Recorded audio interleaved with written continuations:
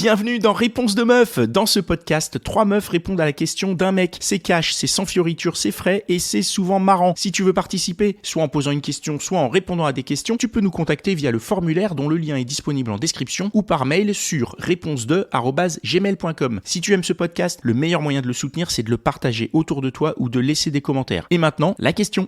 Bonjour. La question d'aujourd'hui, doit-on parler de ces fantasmes? Doit-on les assouvir? Dans son couple. De manière générale, si tu es en couple et que tu veux parler dans le couple, oui. Mais voilà, ouais, vas-y, tu as pris le micro, je sens que tu es partante là. Très bien. Déjà, moi, je me pose la question de l'intérêt de la question. Je savais même pas qu'il y avait des gens qui parlaient pas de leurs fantasmes ou alors qu'ils ne cherchaient pas à les assouvir.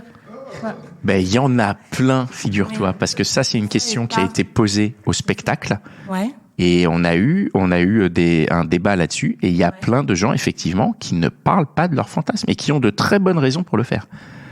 Alors, toi, tu en parles. Non, mais là, là, la question, c'est doit-on parler de ses fantasmes? Manifestement, toi, c'est oui. Tu parles de tes fantasmes, et dis-nous comment ça se passe, comment tu fais? Et t'en parles à qui? Déjà à toi. Tellement. Mais tout le temps. Enfin, c'est un de nos sujets principaux. L'été. Entre copines, tu veux dire? Ah ouais. Oui. Enfin, tout ami. Plutôt ami, d'ailleurs. Oui, ami, plutôt. Collègue, non. Alors attends, plutôt ami, IE? Non, les deux. Les deux parce que je les aime autant. Enfin, du coup, c'est le même niveau de confiance que j'ai avec mes amis garçons que filles. Donc, je leur en parle pareil. Et je sais pas, ça me semble hyper naturel. L'été, quand j'ai envie de glace, je parle de glace. Et si j'ai envie et dans les fantasmes, pour moi, ça fait partie de la même catégorie. Donc, quand j'en ai envie, j'en parle.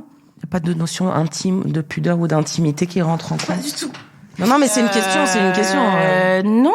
Et puis, du coup, j'ai pas l'impression, quand j'en parle à mes amis, c'est pas non plus, oui, je parle de mon envie. Et on va pas la réaliser ensemble. C'est l'action, la pratique qui va relever de mon intimité, mais pas le fait d'en parler. Et en plus, je trouve que ça... Donc là, ça veut dire que si je te demande c'est quoi ton fantasme le plus fou, t'en parles normal, pas de problème. On n'est pas amis. Ah. On va dire ça. D'accord. Ah, ça parle vietnamien, là. Exactement. Avant, elle a parlé. On est anonyme, mais je comprends, d'accord. Mais en tout cas, toi, tu parles de tes fantasmes, donc à ton ami qui est là, à tes amis, et on va jusqu'au bout. T'en parles à ton mec? Beaucoup moins, parce que du coup... Ah, pourquoi? Beaucoup. Parce pourquoi? Attends, pourquoi? Ce beaucoup moins, moi, il me choque, parce que là, t'es en train de nous dire, j'en parle à des amis, machin, mais ton propre mec, tu lui parles pas de tes fantasmes. Du coup, ça fait vraiment partie de mon jardin secret. Et puis, du coup, je peux l'alimenter. C'est un jardin ou c'est un parc national? Repas parc à côté, c'est de la merde. Non, il est fourni. Non, mais pourquoi? Moi, j'aimerais bien comprendre pourquoi tu en parles plus facilement à tes amis que à la personne concernée. Est-ce que le regard de ton mec... Concerné, on ne sait pas d'ailleurs. Mais vas-y. Alors, c'est quoi? Sans nous dire exactement de quoi le fantasme, mais donc, tu as des fantasmes qui n'incluent pas ton mec. Oui. Oui, mais... du coup, qui me concerne que moi, donc pas forcément lui. C'est pas un fantasme de couple. On se pose pas tous les deux en se disant, tiens, qu'est-ce qui nous fait envie à tous les deux? Là, c'est ce que ça me fait envie qu'à moi. Donc, effectivement, ça ne le concerne pas. D'accord. Donc, d'après toi, quand on répond littéralement à la question, doit-on parler de ses fantasmes? Pour toi, c'est oui, à ses amis et son entourage, mais pas forcément à son partenaire. On doit les verbaliser, mais pas forcéément avec la personne qui partage sa vie. Sauf si on veut les réaliser avec. D'accord. Ça me semble évident. Donc, mais attends, quand tu parles parce que les amis, tu vas pas réaliser les fantasmes avec tes amis. Pourquoi t'en parles à tes amis? Tu vois ce que je veux dire? Ils sont aussi pas concernés. Mais justement, ça crée une distance qui permet aussi de s'exprimer. Et je sais pas, c'est comme je sais pas, on va réagir et on va surenchérir et on va créer quelque chose d'encore plus fou. D'accord. Et voilà, ça fait partie du fantasme, l'envie, l'espèce de Mais rêve. Du coup, quand tu parles de ton fantasme à ton copain, pour toi, ça veut obligatoirement dire, si on en parle, c'est qu'on va essayer de le faire. Il peut pas y avoir juste cette surenchère et juste cette découverte de qu'est-ce que peut être le fantasme avec un partenaire. Ça, c'est plus le côté assouvir, on va y venir après. Je voudrais d'abord finir un tour de table sur doit-on parler de ses fantasmes. Est-ce que toi qui est en plus, tu es en couple, tu es célibataire. Enfin, si tu veux, tu es célibataire. Donc, ton rapport au fantasme, j'imagine que tu peux pas en parler à des partenaires puisque c'est des partenaires que tu connais finalement assez peu quand. Oh si, moi je peux en parler parce que si les personnes sont éphémères dans ma vie, on va dire, je sais qu'elles sont pas là pour un temps long, ça me dérange pas. C'est fou ça. Ça veut dire que tu préfères parler de ton fantasme à quelqu'un que tu reverras plus plutôt que de le partager avec quelqu'un avec qui tu as une vraie intimité ouais, je sais pas, il y a une notion d'intimité. Mes copines ou mes amis qui sont hyper proches, oui, je sais qu'il y a pas de jugement. Quelqu'un, mais en même temps, quelqu'un que je connais à peine, je peux lui en parler parce que je m'en fiche de son jugement. Donc tu vois, c'est hyper contradictoire, mais mon mec, non, je serais comme j'aurais du mal à lui en parler, quoi. Et est-ce que donc comme ton ami, tu en parles à tes amis, à ton entourage, tu en parles de tes fantasmes? Oui, ouais, je suis comme elle. De toute façon, tes amis, c'est la somme de ce que tu es. Donc à un moment donné, elle est une partie de moi. D'accord. Et, donc du coup, oui. Comment ça se passe quand vous en parlez? Parce que c'est la question. Excuse-moi, je prends un peu le relais, mais Vas-y.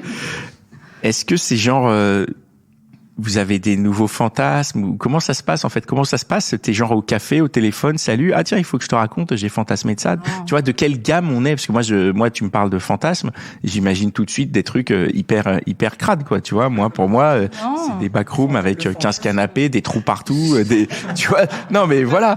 Ça peut être très Voilà, c'est ça. Mais justement, donc tu vois dans quelle gamme de fantasmes on est, tu vois? Est-ce que c'est enfin j'arrive pas à imaginer dans quelle gamme de fantasmes on est, les fantasmes que vous échangez ou que vous partagez quoi. Prends leur numéro, vous en parlerez. Mais non, justement. On devient amis. Voilà.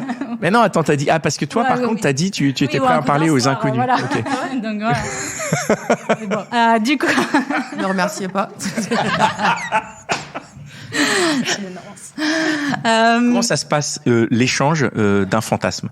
Est-ce que c'est tiens salut j'ai pensé par exemple. Mais pourquoi faudrait tout planifier? Je veux dire. Non mais sans planifier, mais là quand vous échangez votre fantasme, comment ça se passe? Spécifiquement sur le sujet ou c'est parce que vous êtes en train de discuter et que tu vas parler? Non, je pourrais lui dire un fantasme en même temps que j'aurais dit juste avant passe-moi le sel. C'est parce que le sel aurait été le dénominateur commun entre le fantasme qui m'est venu en tête et la situation. Et souvent, ça commence un peu comme les histoires qu'on n'a pas trop envie de raconter, où c'est « Ah, on m'a parlé de... » Oui. Ah, on m'a parlé de... Il y a un moment donné, on tâte quand même le terrain, c'est vrai. Elle réagit, je sais que je peux y aller, et donc je lui en parle. Elle pourrait tout me dire que je serais pas choquée, je la juge. Mais Oui, quand même, ouais, quand même. Et toi, est-ce que tu penses qu'on doit parler de ces fantasmes? Est-ce que tu arrives à parler de tes fantasmes? Comment tu... Alors du coup, j'en parle. J'ai pas de problème de parler de sexualité avec n'importe qui, ça m'est égal. Par contre, ce qui va me concerner moi, si ce sont mes fantasmes, j'en parle avec mon mec ou mon partenaire, oui, ça c'est sûr. Mais je vois pas bien l'intérêt d'aller expliquer en détail mes fantasmes à même mes amis. Ça c'est, Ah donc toi c'est l'opposé, c'est-à-dire que toi tu en parles pas à l'extérieur, alors, mais tu en parles à ton mec. Si j'ai mes amis qui sont en train de parler d'un truc, je peux participer à la conversation, c'est pas le souci quoi, mais ce serait pas une démarche de dire moi j'ai envie de ci comme ci ou moi c'est ça qui me fait délirer ou ça m'excite. Non, j'irai pas là-dessus. Par contre après ça reste effectivement mon avis, mais s'il y a bien une personne avec laquelle je serais amenée à en parler, à qui j'ai envie d'en parler, c'est mon partenaire, oui, ça c'est sûr. Mais t'as envie d'en parler parce que c'est des fantasmes que tu as avec lui ou même des fantasmes sans lui? Ça dépend de ce qui se passe. Alors des fois, on a envie juste de se dire des trucs un peu cochons parce que c'est vrai, ça fait plaisir à tout le monde et ça chauffe un peu la soirée et on se dit des trucs auxquels on peut penser, pas forcément réalisables. Alors, ouais, parce que voilà, c'est ça. Pour moi, se dire du réalisable, tu vois. On peut se dire des choses parce que on est dans ce mood-là, à ce moment-là, et que ça fait plaisir à tout le monde et que ça peut faire monter un peu la tension. En fait, tu fantasmes à voix haute pour faire monter une tension. Ça peut être ça. On peut se raconter des choses effectivement, D'accord. ou après on peut avoir effectivement une demande. Et là. Donc là, on passe plutôt dans le côté doit-on les assouvir? Est-ce que vous... Vas-y. Je me permets de rebondir. Je réfléchissais à ça en même temps. Moi, j'en parle pas à mon partenaire parce que j'aurais trop peur qu'il veuille justement les assouvir. Et du coup, il y a une différence entre le dire, le fantasmer et vouloir le réaliser. J'ai pas envie de briser aussi mes fantasmes. C'est un peu mes rêves.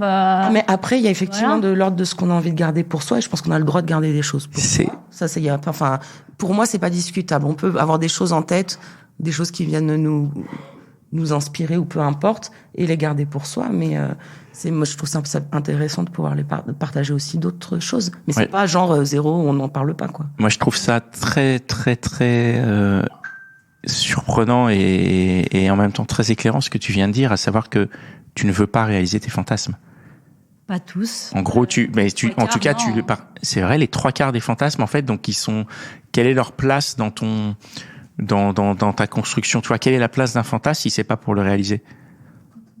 Tu peux nous non mais parce que je comprends quand t'es seul aussi, ouais, c'est vrai, je sais pas c'est vraiment pas, c'est vrai, il y a pas de jugement, c'est vraiment une question parce que à la fois ça me surprend et en même temps je le comprends parce que parfois t'as des fantasmes, tu dis c'est tellement délirant que ça ne peut rester que du fantasme, tu ne peux pas c'est parce que il y en a que tu assumes pas. Je pense que j'assume pas. Et d'ailleurs, je pense que quand on en parle de certains, bon, il y en a, oui, bien sûr, t'en fais pas, je te raconte pas n'importe quoi. Mais il y en a certains, oui, et puis il y en a d'autres où on se questionne aussi pour... je vois ce que tu as voulu dire tout à l'heure quand tu disais on se pose des questions pour être sûr que réellement ça serait possible de faire comme ça. Et ça, tu penses que... Tu vois, on se questionne à savoir... Vous questionnez sur la faisabilité. La faisabilité. Une étude technique, voilà.